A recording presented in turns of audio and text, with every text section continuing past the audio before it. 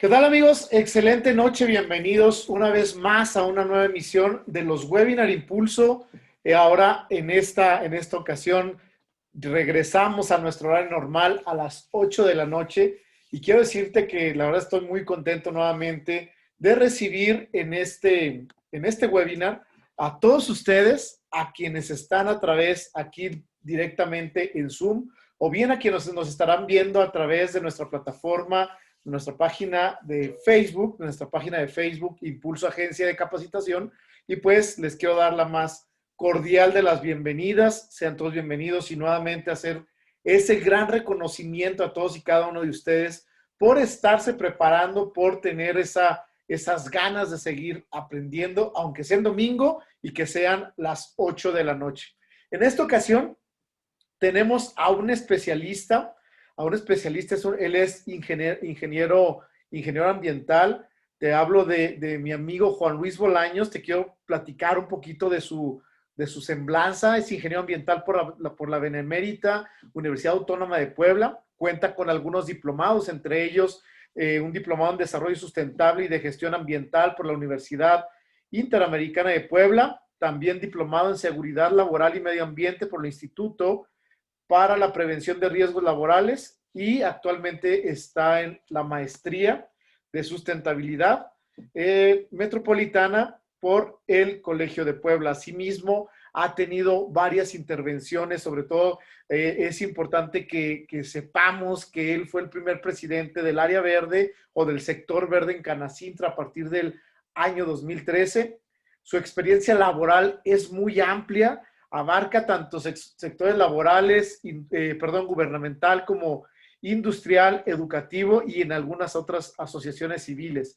Y bueno, para ya no quitar más tiempo, le quiero dar la bienvenida a mi amigo Juan Luis Bolaños Berruecos. Mi estimado Juan Luis, ¿cómo estás? Excelente noche. Hola, buenas noches. Bien, bien, gracias. Aquí ya estamos por acá. Perfecto. Bueno, pues bienvenido. Zoom es todo tuyo. Adelante con tu webinar. Perfecto, muchas gracias.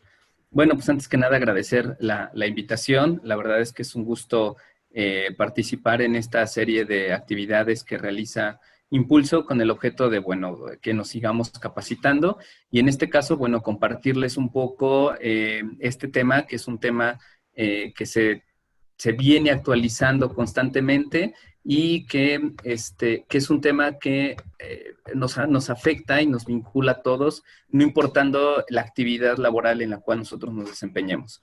Y hablamos de los requerimientos legales en materia ambiental. Me voy a permitir hacer una pequeña contextualización con el objeto de que partamos todos en una misma conceptualización, ¿no? Entonces, una de las preguntas que siempre nos hacemos, o uno de los conceptos que más manejamos, es el tema de medio ambiente. Pero muchas veces el concepto de medio ambiente es un concepto que no tenemos como muy claro, ¿no? Lo usamos, es un concepto que lo leemos en noticias periodísticas, en redes sociales, lo vemos mucho en los manuales y procedimientos que tenemos en la empresa, pero pocas veces nos queda claro el concepto de medio ambiente.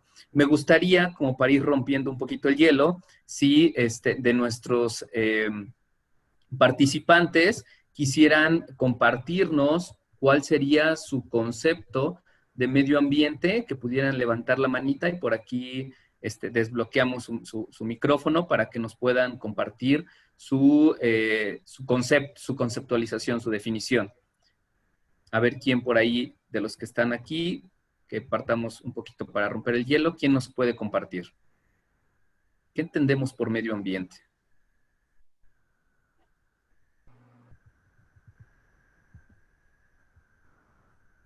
¿Nadie?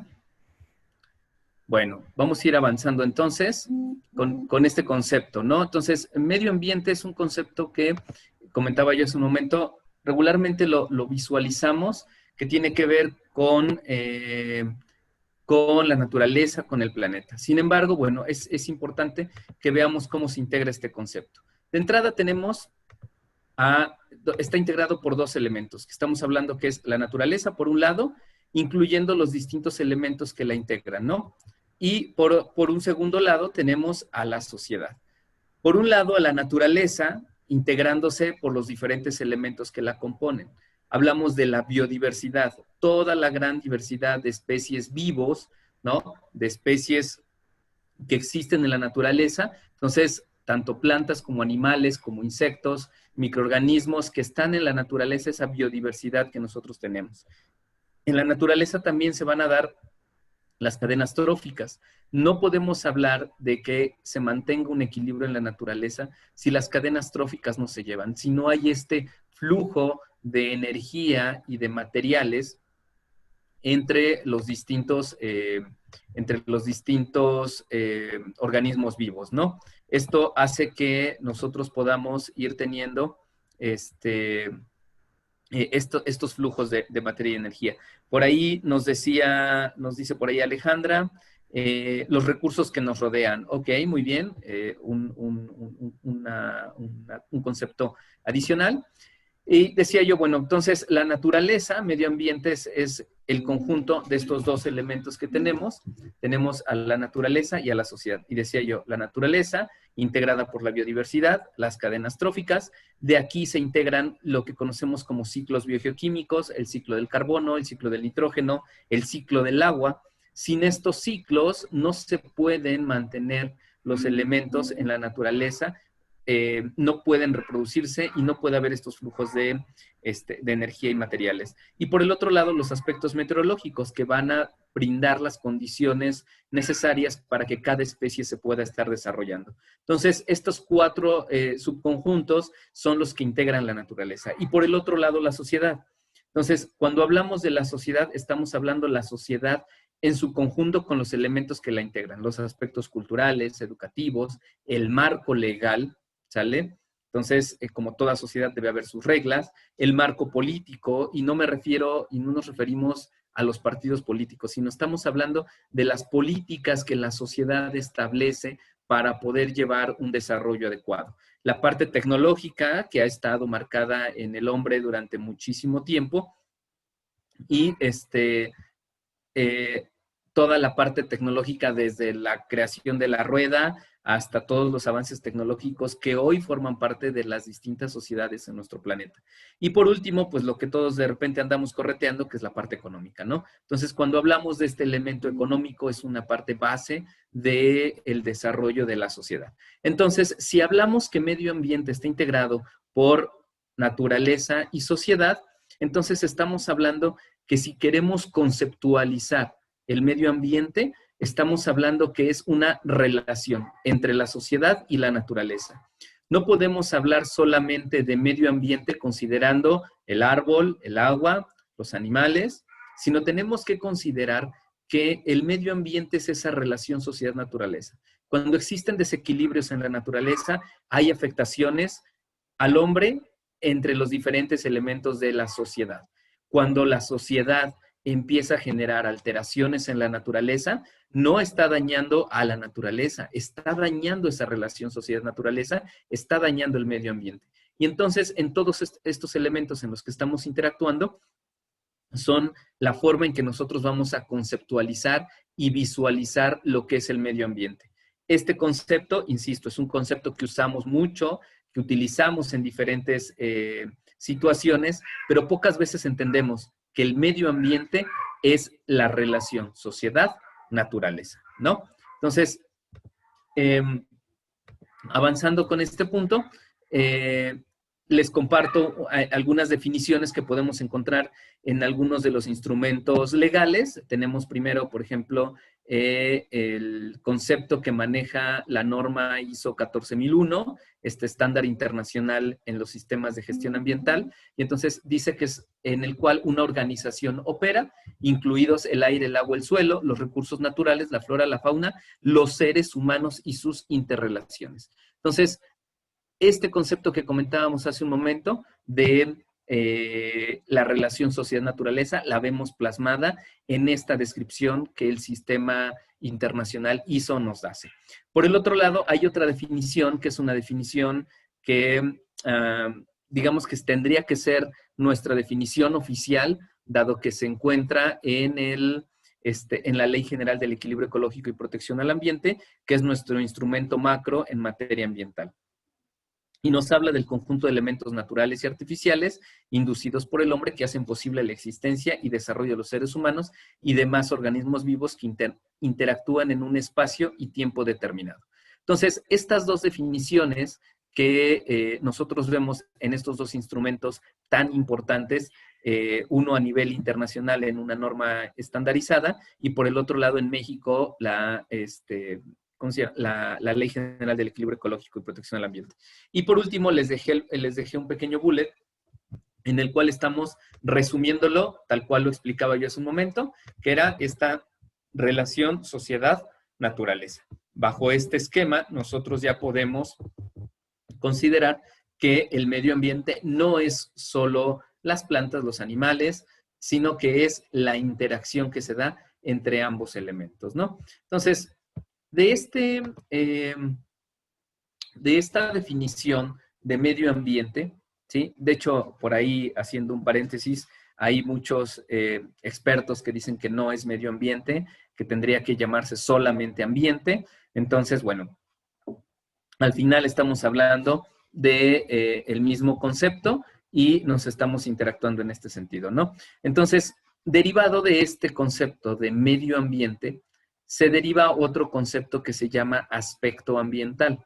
Y cuando hablamos de un aspecto ambiental, estamos hablando de aquellos elementos de las actividades, productos o servicios de la organización en la cual nosotros nos estamos desempeñando, laborando, interactuando, ¿sí? Que puede interactuar con el medio ambiente. Es decir, qué actividades de las que yo realizo están interactuando con los elementos del medio ambiente. Es decir, con estos aspectos que de alguna manera tienen esta relación con la naturaleza. Entonces, este concepto que viene en la norma internacional ISO 14000, bueno, nos permite identificar que todas las actividades que nuestra institución, nuestra empresa realiza, los productos que genera o los servicios que brinda, nos permiten identificar que estamos interactuando con el medio ambiente. Por ahí, Profepa tiene también otro concepto que dice que son aquellas partes resultantes de una actividad,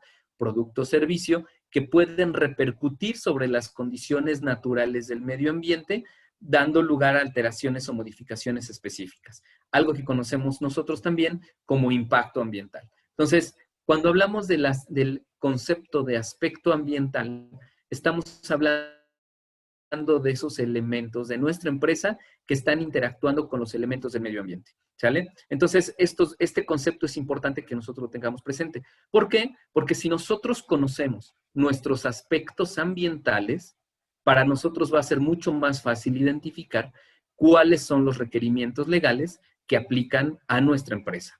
Puede ser una institución educativa, puede ser una empresa automotriz, petroquímica, ¿no? O sea, pueden ser un sinnúmero de giros que les va a aplicar este elemento. Estos aspectos ambientales los vamos a encontrar, aquí menciono algunos de ellos, ¿no? Vamos a hablar el aspecto ambiental aire, ¿no? Vamos a hablar del aspecto ambiental recursos naturales, suelo, residuos, energía, ruido, agua, recursos forestales y, por ejemplo, riesgo ambiental.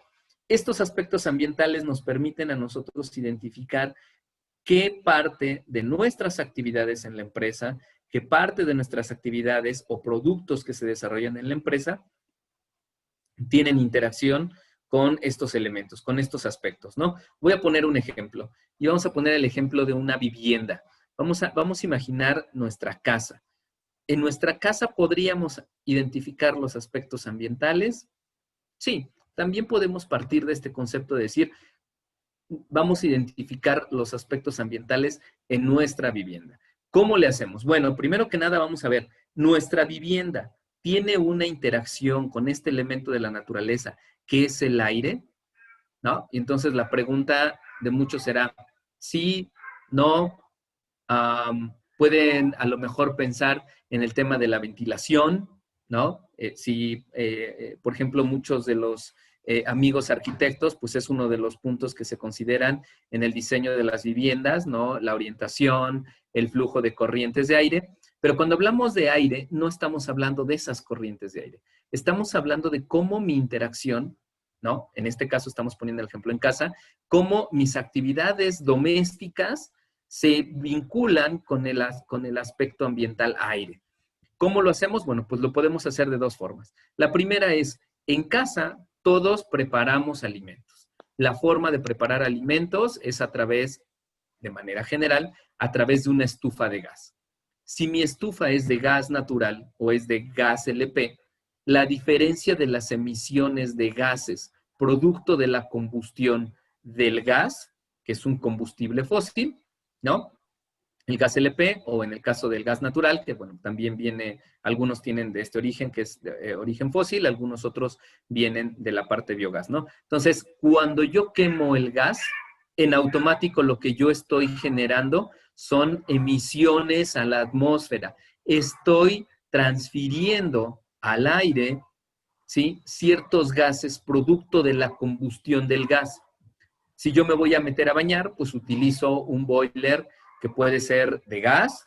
Incluso hay algunos que todavía en muchas comunidades usan leña para calentar el agua y bañarse. Entonces, no importa el combustible que use, voy a tener emisiones. Si mi calentador es solar, bueno, pues en el caso del calentador solar no tendré emisiones al aire para calentar el agua y bañarme. Entonces, este es un ejemplo que tiene que ver con este aspecto, ¿no? Aire. Ahora, nos vamos a la parte de suelo. Por ejemplo, nuestra vivienda, ¿cómo interactúa con el aspecto ambiental suelo? En el momento en que nosotros tenemos identificado área verde en nuestra propiedad, en nuestra vivienda, entonces ya tengo una interacción con el suelo. ¿Por qué es importante tener una interacción con el suelo? Uno de los aspectos que menos pelamos. De repente nos interesa más el agua, o los residuos, o la energía, pero el suelo no lo pelamos. Y regularmente no lo hacemos porque no entendemos la dinámica que en la naturaleza se da en el suelo. Entonces, la descomposición orgánica de los residuos, de las hojas, de algunos animales, hay un proceso de transformación en el suelo que nos permite formar lo que conocemos como humus. Esta parte, la parte superficial, es la parte viva del suelo. Si yo en mi vivienda, ¿sí?, se me ocurre quitar el jardín y poner concreto, poner azulejo en automático, estoy eliminando las funciones del suelo. El suelo tiene ciertos servicios ambientales que nos otorgan. Nos permite tener capturas de carbono, nos permite tener infiltración del agua, nos permite oxigenación, nos permite la transformación de materia orgánica. Entonces, si yo estaciono mi auto sobre el área verde y mi auto por casualidad tiene una fuga de aceite o anticongelante, en automático ya estoy generando un problema de contaminación al suelo, ¿no? Entonces, en esta parte, cuando nosotros identificamos que en mi actividad, en mi empresa, en mi negocio, tengo una interacción con el aspecto ambiental suelo, entonces es cuando yo tengo esta interacción directa. Si tengo concreto, tengo asfalto, pues en automático podemos decir que no nos aplica, ¿no? Me voy ahí al tema del agua. Y en el tema del agua es bien interesante porque tenemos dos, y el agua la vamos a encontrar en dos aspectos importantes. Uno, como recurso natural, y otro, el agua que nosotros desechamos. Sigo con el ejemplo en la vivienda. En nuestra vivienda, ¿necesitamos nosotros agua para que pueda funcionar nuestra vivienda? Sí. ¿Cuánta agua? Pues dependiendo del número de habitantes, dependiendo de las funciones o amenidades que tenga nuestra vivienda, entonces tendremos una mayor cantidad demandaremos una mayor cantidad de agua, ¿no? Entonces, si yo en mi vivienda tengo un mal consumo, es decir, consumo por exceso, les invitaría yo, por ejemplo, ahorita en el chat, así muy rápido, que me puedan compartir cuánto es la cantidad de agua que requiere una persona para satisfacer sus necesidades. Así muy rápido, que me den los valores muy rápido, que me pongan aquí cuántos litros necesita una persona para satisfacer sus necesidades de salud e higiene. Rápidamente, que me digan cuántos litros. ¿Sale? Entonces, hablamos del agua como recurso natural porque yo lo voy a extraer ya sea de un río, ya sea del subsuelo, y entonces en el momento en el que yo identifico de dónde estoy tomando el agua, al día, en un solo día, ¿cuánta agua, Ludovic? Entonces, Cuando yo identifico de dónde estoy tomando el agua, nos dice por ahí Adriana, 1 metro cúbico, Ludovic, 500 litros, ¿quién da más? 12 litros, Alejandra, ok. Zaira nos dice 120 litros, Alejandra se está riendo, 20 litros nos dice Daniela, Abraham nos dice 350 litros, ¿no? Liliana nos dice 150 litros, María del Rosario 200, Ricardo 100. Entonces, ven cómo hay una gran variedad de parámetros. Entonces, la Organización Mundial de la Salud hasta hace 15 años establecía un mínimo de 150 litros por persona al día. Era la cantidad mínima necesaria para satisfacer nuestras necesidades. Hoy, de hecho, ya hay algunas publicaciones donde la OMS establece 100 litros, como dice Ricardo. Muy bien, Ricardo. Entonces, 100 litros, ya bajó a 50 litros, ¿no? Entonces ahora tenemos que vivir con 100 litros. Pero si yo tengo malos hábitos, les voy a poner un ejemplo. Sí, Ale, te quedaste un poco corta. Por ejemplo, a ver, Ale, dime, ¿cuántos litros de agua gastas al bañarte? ¿No? Entonces, ahorita que me diga cuántos litros gasta al bañarte. Dependiendo de la cantidad de agua que yo consuma, ¿sí? Si yo consumo más de los 100 litros que dice la OMS, o 150, por ejemplo, ahí decía Abraham 350, entonces estamos hablando que estoy consumiendo más de lo que marca la OMS. Dice Alejandra, ella dice que consume como 30 litros. Les voy a dar el dato para que se asusten. Imagínense cuánto tiempo tardan en bañarse. Del tiempo que tardan en bañarse, yo les voy a poner mi ejemplo. Yo me tardo 7 minutos aproximadamente. Una regadera, por una norma oficial mexicana, no puede darte más de 10 litros por minuto. Si yo me tardo 7 minutos en bañarme, estoy consumiendo 70 litros.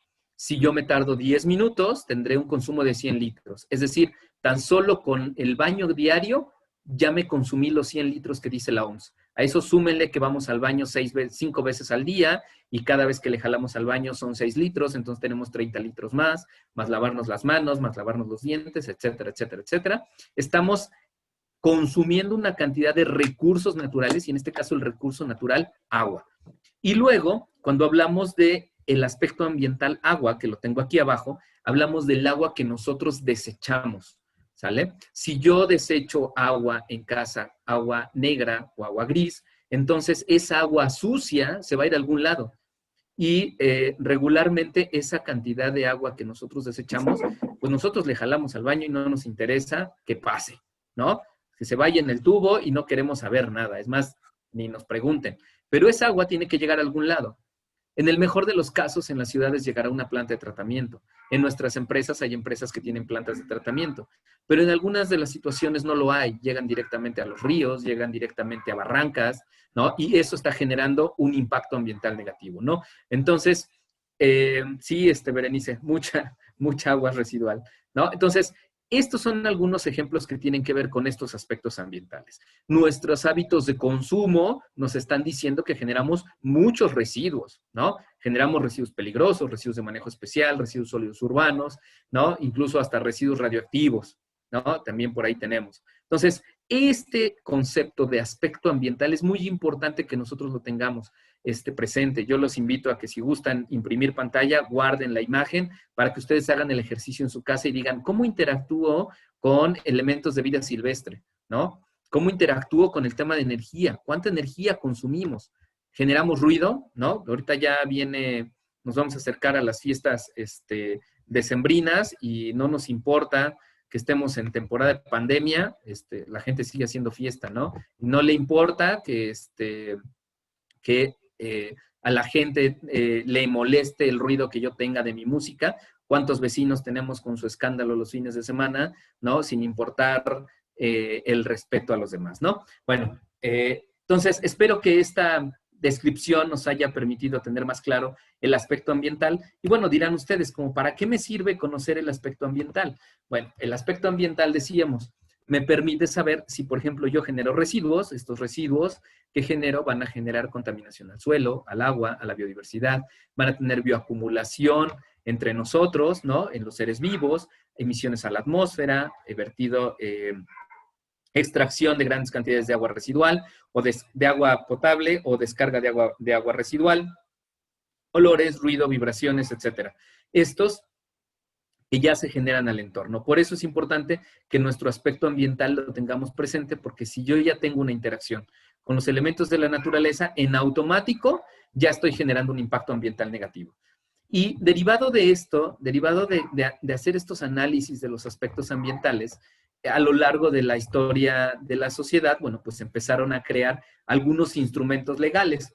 No sé si alguno de ustedes recuerda la película de Happy Feet, ¿no? Esta película del pingüinito que bailaba, ¿no? Y entonces el pingüino quería saber por qué se estaban acabando los peces, hasta que llegaron a un punto en el que la sociedad se dio cuenta que la sobreexplotación de los peces estaba acabando con el alimento de los pingüinos, y entonces se tuvo que haber una reunión internacional donde los países se pusieron de acuerdo y dijeron, vamos a restringir la pesca para cuidar a los pingüinos, ¿no? Entonces, una situación muy similar es como ha pasado en el mundo por lo largo de la historia en nuestro planeta, ¿no?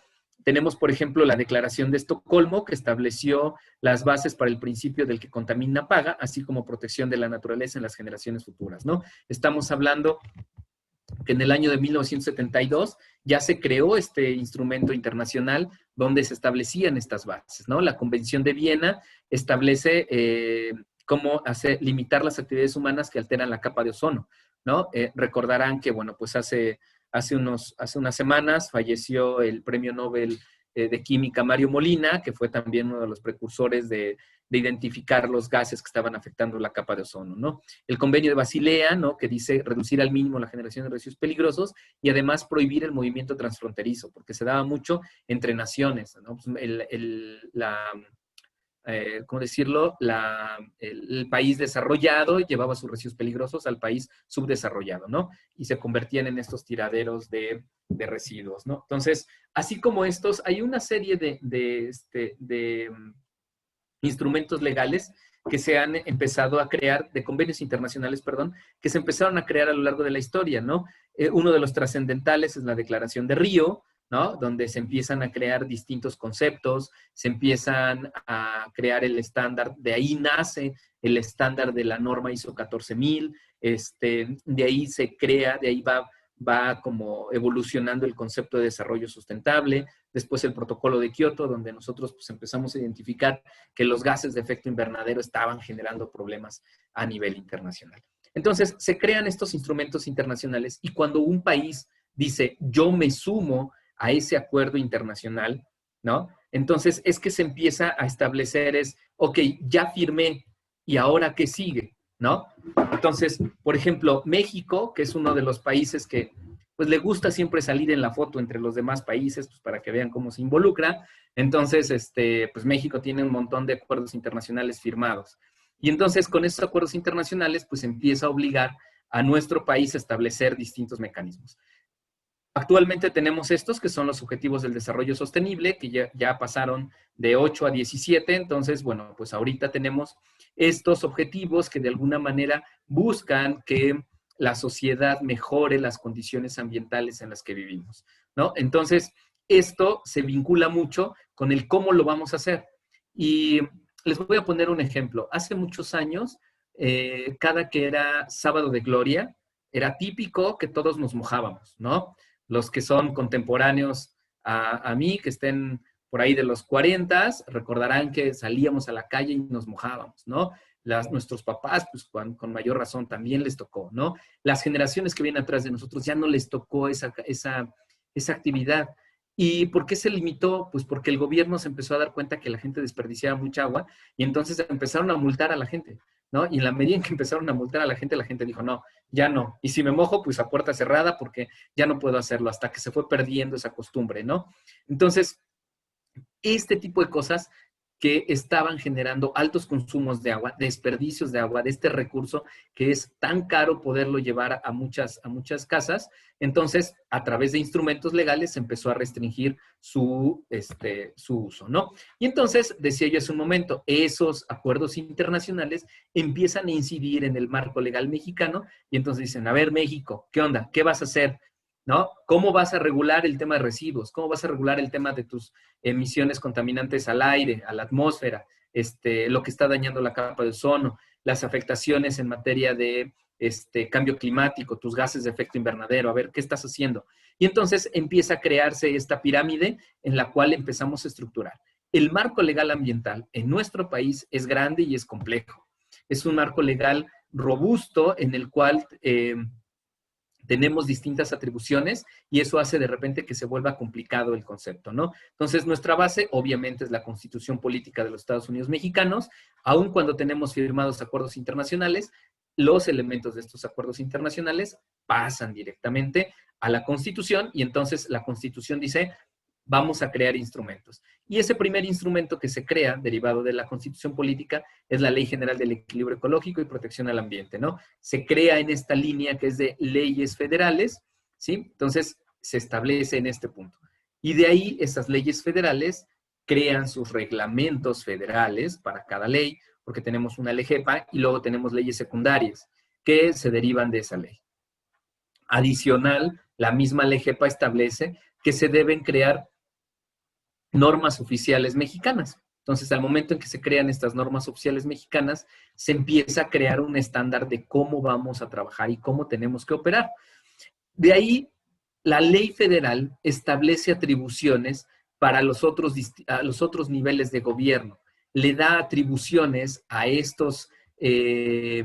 a los gobiernos estatales y municipales para que los mismos temas ambientales, ¿sí? Los mismos temas que se insertan en la ley, es decir, aquellos instrumentos legales que regulan la actividad del hombre vinculado a la naturaleza, les dice, a ver, tu estado te toca esta parte y tu municipio te toca esta parte. Y cada nivel de gobierno crea su propia legislación. En el caso de las distintas entidades federativas, cada quien tiene sus leyes. Voy a poner un ejemplo, ¿no? La Ley General del Equilibrio Ecológico y Protección al Ambiente se crea a nivel federal y establece ciertas condicionantes, pero de ahí cada entidad federativa va creando su propia normatividad y crea su propia LGEPA, pero estatal, ¿no? Cada estado le cambia de repente ahí el nombre, pero al final es cómo tomo lo que la LGEPA le encomienda a las entidades federativas, cómo lo bajo a mi aplicación a nivel estatal. Y de ahí también los municipios hacen lo mismo. En el caso de las leyes estatales se crea la ley y su reglamento. En el caso de la normatividad municipal se crea solamente un reglamento. Es un reglamento que se adhiere a los bandos de policía y buen gobierno, ¿no? A los reglamentos municipales. Se van creando estos reglamentos. Y por último tenemos las normas mexicanas, que son normas que estandarizan procesos, que estandarizan procedimientos, pero que no son de aplicación obligatoria. Sin embargo, muchas veces, tanto las NOMS como algunos otros procesos citan estos procesos que están en las NMX, en las normas mexicanas, y bueno, pues ya nos permiten poder resolver la problemática que tenemos. Entonces, a nivel nacional, en México, esta es parte de nuestra estructura, así lo vemos, y bueno, pues vamos a ir viendo de qué se trata, ¿no? La primera, y antes de avanzar con esta ley, ok, bueno, nos dice por ahí Edith, voy a responder la pregunta de Edith, gracias Edith. Dice, ¿cuál es la relación de los acuerdos internacionales con la Constitución? Cuando nuestro país participa en una cumbre internacional y en esa cumbre internacional se crea un acuerdo internacional, es decir, un documento que firman las naciones donde crean ciertos compromisos. Y voy a poner un ejemplo. Con las COP, que es la Convención de las Partes, que se enfocan a ir evaluando los avances en materia de cambio climático, lo que están haciendo es que van estableciendo compromisos. Y cuando establecen estos compromisos, ahora ya me comprometí como nación, ahora tengo que ir a mi marco legal y tengo que ir viendo dónde lo pongo. Me voy a regresar muy rápido en mis láminas porque quiero enseñarles algo. Les decía yo que la Declaración de Estocolmo estableció las bases del principio del que contamina paga, así como la protección a la naturaleza. Y respondiendo un poco a la pregunta de Edith, ¿no? Lo que hizo nuestra Constitución o nuestros legisladores es, si ya me sumé a ese acuerdo internacional, pues ahora tengo que meterlo en mi legislación. Y entonces, el artículo 4 de nuestra Constitución dice que toda persona tiene derecho a un medio ambiente sano para su desarrollo y bienestar. Nos dice también que el Estado garantizará el respeto a este derecho. El daño y el deterioro ambiental generará responsabilidad para quien lo provoque en términos de lo dispuesto por la ley. Es decir, el principio del acuerdo internacional del que contamina paga. Y con este ejemplo, espero haber resuelto tu duda, Edith, donde como un acuerdo internacional establece un compromiso y de ahí se puede bajar directamente a la Constitución. En muchas ocasiones no se baja directamente a la Constitución, sino que se puede ir directamente a la Ley General del Equilibrio Ecológico y Protección al Ambiente, porque ya tenemos las bases en la Constitución, ¿no? Entonces, en este artículo vemos esta parte, ¿no? Entonces, aquí es donde nosotros tenemos estas bases jurídicas para el marco legal ambiental.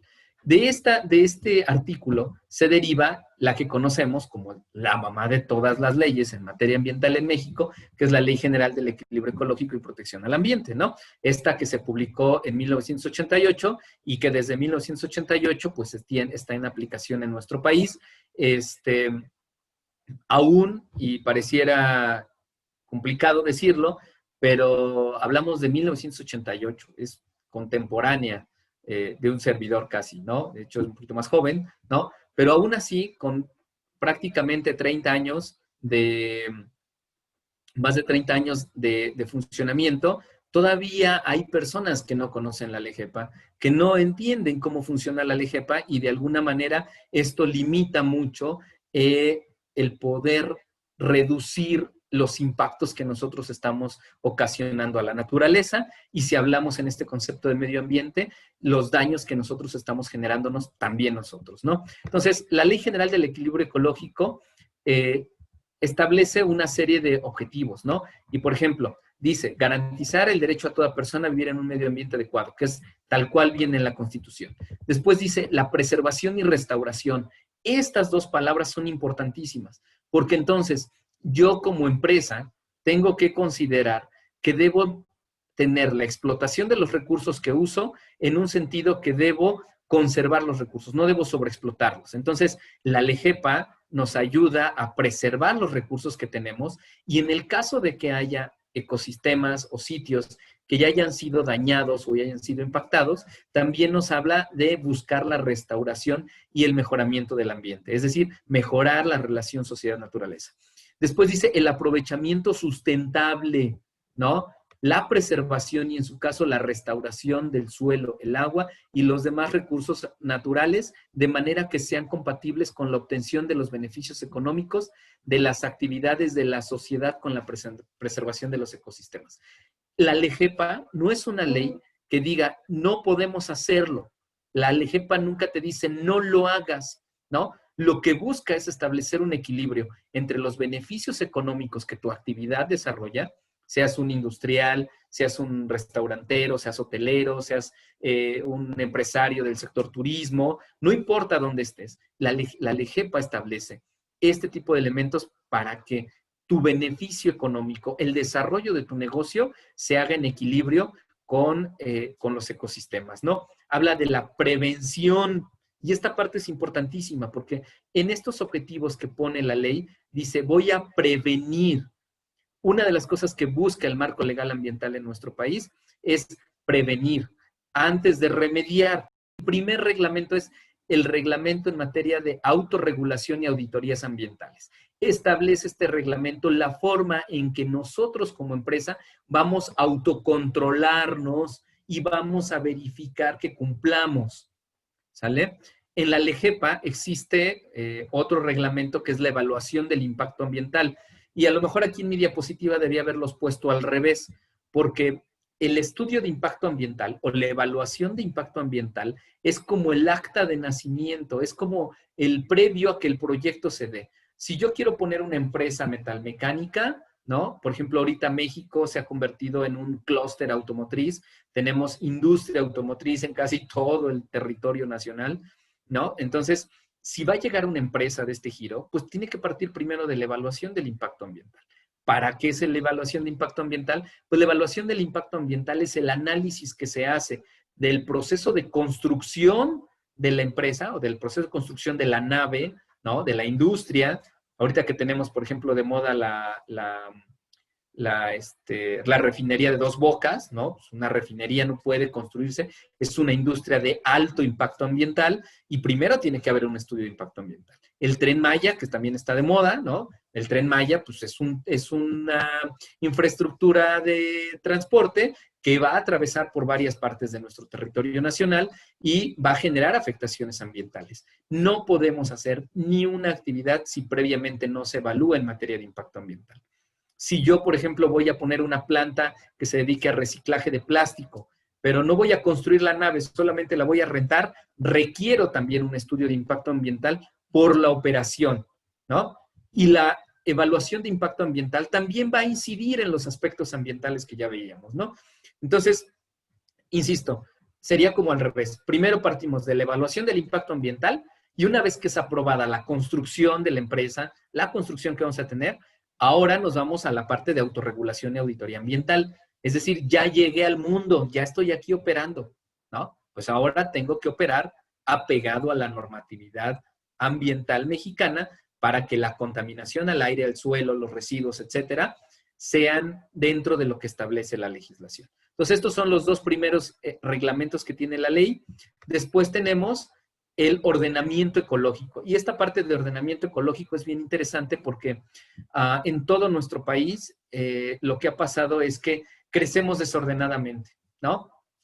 De repente ya invadieron terrenos, ya construyeron, o llegó una empresa y dijo, pues aquí me voy a poner, ¿no? Y entonces se quieren poner ahí, quieren operar, pero casualmente ahí hay una especie que se protege. Casualmente ahí el suelo tiene una función específica. Entonces, no podemos llegar nosotros y establecernos donde querramos y como querramos, porque al final tenemos que partir de que el territorio, ¿sí? El territorio, el suelo en nuestro país, el suelo en todo el planeta, al final tiene cierta vocación y ciertas funciones ambientales, ¿no? Si nosotros limitamos esas funciones ambientales, si nosotros estresamos a la parte del ecosistema, entonces vamos a tener problemas como los que ya tenemos.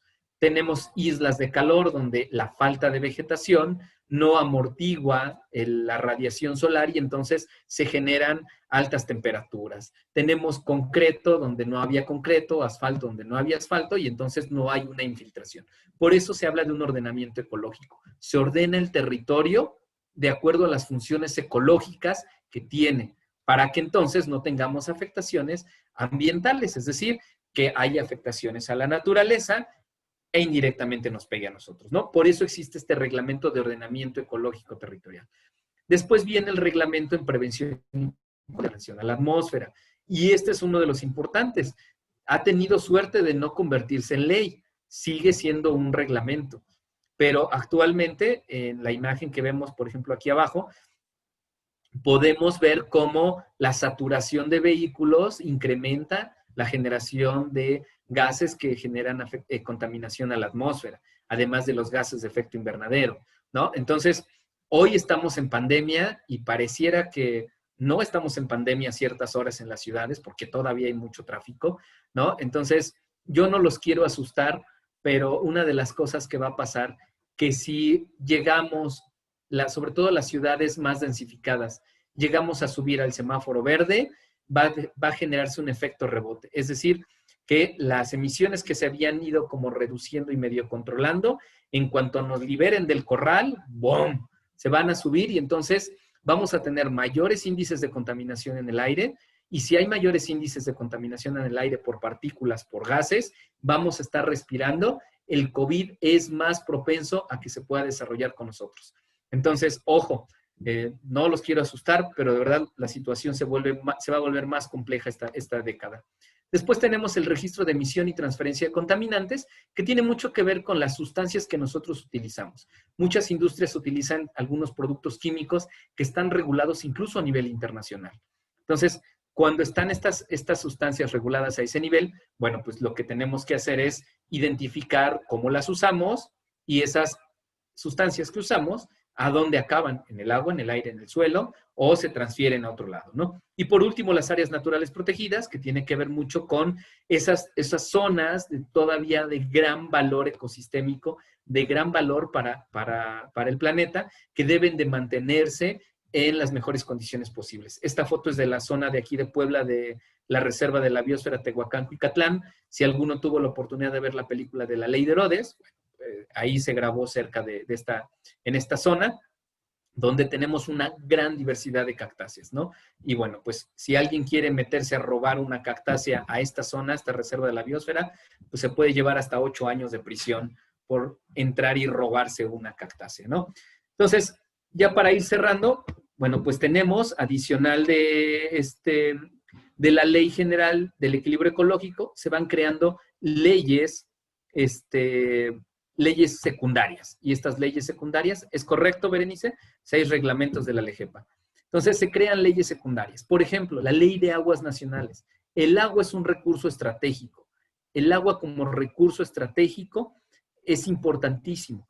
Cuando se crea o se publica esta ley, la Ley de Aguas Nacionales, establece que el agua, ¿sí? Establece que el agua es un recurso que no es propiedad de nadie, es un bien de la nación. Una de las cosas que de repente pasaba es, no, pues yo me compré este terrenito y tengo este terreno muy grande, pues voy a hacer un pozo y voy a extraer agua, ¿no? No lo puedes hacer. Nadie puede hacerlo. Bueno, de poder pueden, pero no debemos. ¿Por qué? Pues porque tenemos que solicitar permiso a la autoridad correspondiente, que en este caso es la Comisión Nacional del Agua, y esta Comisión Nacional del Agua nos va a decir, a ver, Juan, ¿quieres hacer un pozo en tu terreno? Necesitas este permiso. Yo voy a analizar si puedes extraer agua de aquí o no. ¿Por qué? Pues porque podemos estar extrayendo agua de una zona que tiene estrés hídrico, es decir, que estamos sacando más agua de la que la naturaleza puede recargar. O la otra es que sea una zona que presente contaminación. Si ya hay cierta contaminación, a lo mejor nosotros no la vemos y podemos ver el agua muy clarita, pero puede que ya traiga algunos metales pesados, arsénico, o tengamos problemas bacteriológicos. Por eso es que la Ley de Aguas Nacionales regula el uso, la distribución y la preservación de la calidad y la cantidad de agua que se tiene en el país para que se pueda explotar de manera racional y de manera sustentable. Adicional a eso, se crean una serie de normas oficiales mexicanas para poder controlar. En el tema del agua hay muchísimas normas. Les puse aquí algunos ejemplos, ¿no? Normas que son publicadas por la Semarnat, ¿no? Tenemos la 01, la 02, la 03, que son normas que hablan del tema de descargas de aguas residuales. La 4, que tiene que ver con los lodos que se generan por el tratamiento de las aguas residuales, las normas de la Secretaría de Salud, la 127 para potabilización, tenemos por aquí la norma que habla de los dispositivos que te purifican el agua, de la producción de agua embotellada de hielo. Entonces, las condiciones de salud, es decir, establecen estas normas las condiciones bacteriológicas necesarias para para no enfermarte, ¿no? Las normas de la Conagua, hace ratito les ponía el ejemplo de la regadera, ¿no? Entonces, la norma 09, ¿no? Perdón, la 08 es la norma que establece en nuestro país que si yo voy a fabricar regaderas, mi regadera no puede dar más de 10 litros por minuto. Pues sí, es una norma, ¿vale? Y esto, bueno, pues nos ayuda a reducir y hacer más eficiente el consumo de agua. Entonces, tenemos que tenerlo presente. Si yo en mi empresa quiero meter regaderas, pues tengo que validar que las regaderas cumplan con esa norma, ¿no? Después tenemos otra de las leyes que tenemos en nuestro país, que es, por ejemplo, la Ley General de Prevención y Gestión Integral de los Residuos, ¿no? Aquí ya no les pegué otras normas, pero bueno, tenemos aquí varias normas. Esta ley establece también diferentes características, porque generamos residuos a nivel doméstico y generamos un montón. Generamos en la industria, y en la industria ya tenemos residuos peligrosos, y por ahí hay residuos de manejo especial, y entonces para cada tipo de residuos hay ciertas obligaciones y requerimientos que la legislación establece para nuestra empresa, ¿no? Hay una serie de normas oficiales mexicanas, está esta que es la norma 161 de la Semarnat, que habla de planes de manejo de residuos de manejo especial. Tenemos la 052, que nos dice las características de los residuos peligrosos. Tenemos la 083 de los sitios de disposición final, y así sucesivamente. Hay una serie de normas en MX que también nos ayudan a hacer el manejo adecuado de los residuos. Después tenemos esta otra ley, que es la Ley General de Cambio Climático, ¿no? De repente decimos, es que el gobierno no nos obliga, es que el gobierno no les dice nada a las empresas. ¿Y qué creen? por lo menos en mi experiencia personal, cuando llegamos con las empresas y le decimos, oye, te aplica, necesitas hacer el protocolo que establece el reglamento de la ley de cambio climático para validar que estás dentro de las 25,000 toneladas anuales de CO2 equivalente, porque si las rebasas, vas a tener que reportar en tu cédula de operación anual, vas a tener que hacer esta serie de requisitos y entonces tu empresa va a ser más regulada. ¿No quieres esa regulación? Entonces tienes que trabajar para reducir tus emisiones de gases de efecto invernadero, ¿no? Entonces, el tema de cambio climático es un fenómeno a nivel global, genera afectaciones a nivel global, y lo que nos toca hacer es acciones locales, es decir, desde mi empresa, cómo reduzco las emisiones de gases de efecto invernadero para que cada quien desde su trinchera reduzcamos a nivel global. Tenemos, por ejemplo, esta otra ley, que es la Ley de Responsabilidad Ambiental. Esta tiene algunos años, que se publicó, es de las más recientes, y esta regula la responsabilidad ambiental que nace de los daños ocasionados al ambiente. Es decir, establece los protocolos y las condiciones cuando yo ya tengo un procedimiento administrativo. Me permite poder negociar con la autoridad y poder resolver la sanción o la infracción que ya tuve. Yo tuve un descuido en mi empresa y contaminé el río. Tuve un descuido y generé residuos peligrosos y dispuse mal mis residuos peligrosos. Entonces, puedo establecer con la autoridad un procedimiento de negociación, y esto tiene que ser en apego a esta ley, que es la Ley Federal de Responsabilidad Ambiental.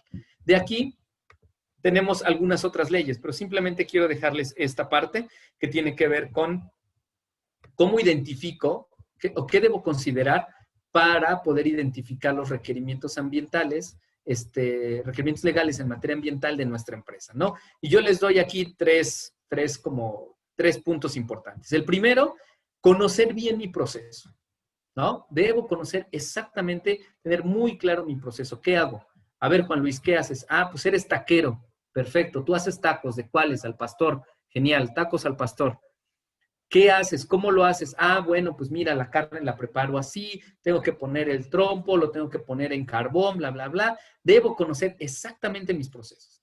Ah, pero también el negocio de los tacos, hay un proceso administrativo que lleva en cuenta los tickets, las facturas, la contabilidad, el pago de nómina, seguridad social, bla, bla, bla. Hay procesos administrativos que también generan impactos ambientales. Servicios.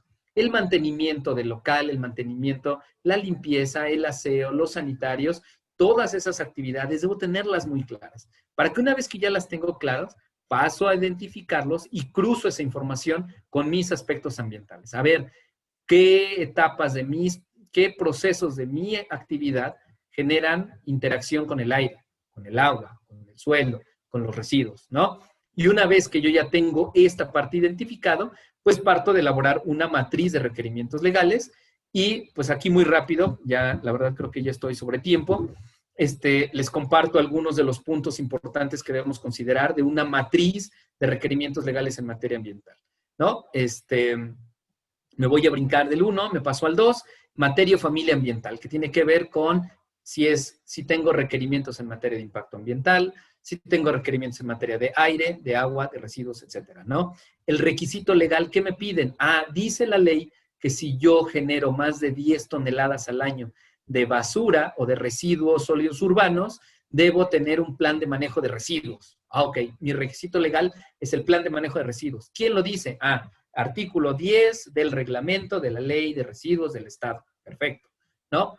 ¿Cuál es la autoridad que me lo supervisa? La Semarnat, la Profepa. ¿Quién me lo supervisa? Ah, Medio Ambiente del Estado. Perfecto, va por ahí. Periodicidad, periodicidad, ¿a qué se refiere? Ah, el plan de manejo, ¿tiene renovación? ¿Cada cuándo lo debo renovar? ¿Cada año? ¿Cada 3? ¿Cada 4? Es a perpetuidad, como el estudio de impacto ambiental. Pues no lo sabemos, ¿no? Entonces tenemos que ver qué me dice la autoridad, qué dice la ley. ¿Cuándo vence? ¿Cuándo se actualiza? ¿Quién es el responsable? ¿En la empresa quién es? Ah, pues el jefe de seguridad, higiene y medio ambiente, o el segurista, o el jefe de medio ambiente, o el jefe de calidad, a quien le toque. Evidencia del documento. ¿Necesitamos tener un documento? Sí, claro. Berenice, de hecho, en la siguiente laminita, esta es una matriz de requerimientos legales en materia ambiental. Ahorita se las enseño muy rápido, pero bueno, estos son los elementos, 16 elementos que yo les recomiendo mucho que se pueden poner en la matriz, ¿no? Decía yo, el responsable, la evidencia, pues necesito el resolutivo que me autoriza mi plan de manejo.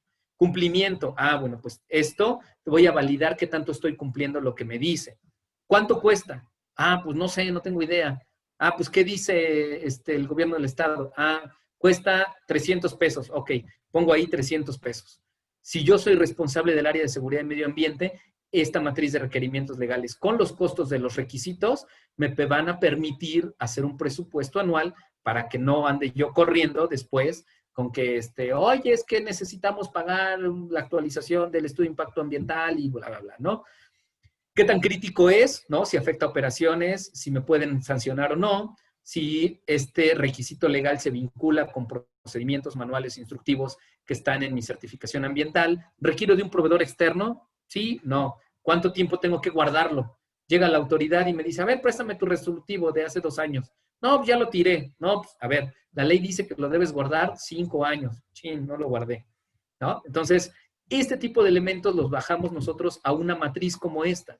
Esta matriz de requerimientos legales nosotros lo vamos a ir poniendo y vamos a ir viendo en materia de impacto, de riesgo ambiental, de energía, que ya no lo planteé, pero por ejemplo ahorita, no sé si por ahí de los amigos de Impulso que me digan si todavía tengo unos minutos más, pero por ejemplo ahorita en materia de consumo de energía, hay requerimientos nuevos que se publicaron este año. Entonces yo tengo que calcular cuántos barriles de petróleo, se llaman barriles equivalentes de petróleo, consumo en materia de combustibles. Si yo soy una empresa de autotransportes, ¿cuánto diésel, cuánta gasolina consumo? Tengo flotillas de vehículos, ¿cuánto estoy consumiendo para validar cuánta energía estoy demandando, ¿no? Entonces, ya cada vez más hay una serie de requerimientos que nos van a obligar a reducir el impacto ambiental que nosotros tenemos, ¿no? Y bueno, pues con esto yo me despido. Espero que esta charla les haya abierto un panorama de cómo son los requisitos legales en materia ambiental en nuestro país y bueno, pues algunos tips o algunos elementos que les ayuden a poder ir identificando cuáles son los requisitos que les puede aplicar a su empresa. Pues muchas gracias. No, al contrario, muchísimas gracias, Juan Luis. Excelente tema, excelente, no digo, se nota el expertise que tienes en el área y me gustaría saber si alguien de quien está aquí a través de Zoom tuviera alguna pregunta en específico para que tú nos pudieras apoyar con algunas dudas que pudieran surgir. Si es que hay alguien que quisiera hacerte una pregunta, con toda confianza pueden encender su micrófono y hacerte esa pregunta. Sí, bueno, voy a tomar aquí en el chat, aprovechando, por aquí está Ignacio Parada, dice, es lo mismo que el resolutivo de impacto ambiental. No sé si me puedes ayudar, Ignacio, ¿a qué te refieres con si es lo mismo? ¿Es lo mismo el resolutivo contra quién? Perdóname, ayúdame con ese dato. Luego, María Alejandra Montero dice, ¿se clasifican por actividad para poder revisar el cumplimiento? Sí, hay que tener muy en cuenta que la legislación ambiental en nuestro país parte de varias actividades. Es decir, si mi actividad es de alto riesgo, por ejemplo, industria química, petroquímica, energética, cementera, papelera, estas industrias que son de alto impacto, regularmente están asignadas a la federación. Entonces, ya ni tengo que sufrirle. Soy industria química, a la Semarnat, ¿no? Soy textil, bueno, la industria textil lo atiende la entidad federativa, cada estado. Entonces, tengo que ver cuáles son esas atribuciones para que yo me clasifique mi actividad y ver a quién le tengo que cumplir, qué le tengo que cumplir al estado, incluso qué le tengo que cumplir al municipio. A veces tenemos el permiso de descarga de aguas residuales, ¿no? Si alguien por ahí no lo tiene en el radar, pero si yo soy una empresa y descargo aguas residuales de mi proceso, pues tengo que tener un permiso de descarga. Y muchas veces si descargo al drenaje municipal, es competencia del ayuntamiento. Entonces el ayuntamiento me tiene que dar eso. Si descargo al río, a una barranca, es competencia federal, ¿no? Entonces tengo que ver con quién me aplica. Bueno, espero haber resuelto tu pregunta, María Alejandra. No sé si hay alguna otra pregunta. María Alejandra, tengo Facebook. Sí, puedes buscarme como Juan Luis Bolaños. Juan Luis Bolaños Berruecos, ahí están mis datos, mi correo electrónico. Dice Ignacio Parada, es manifiesto de impacto ambiental y el resolutivo de impacto ambiental. No, la manifestación de impacto ambiental es el estudio que haces. La ley clasifica el tipo de estudio que tú haces en materia de impacto ambiental en 3 tipos, que es el informe preventivo, que es la manifestación de impacto ambiental a nivel regional, y la manifestación de impacto ambiental a nivel particular. Entonces, dependiendo el tipo de proyecto, la ley te va a decir qué tipo de estudio te aplica.